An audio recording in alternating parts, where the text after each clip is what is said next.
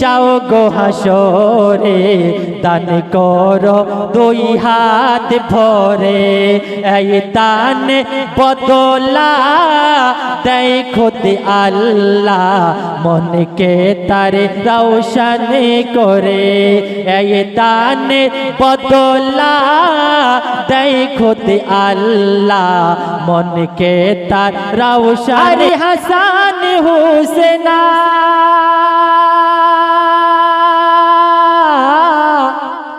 দিনের পর দিন অনাহারে কষ্টের নাই সীমানা তবুও সাওয়ালি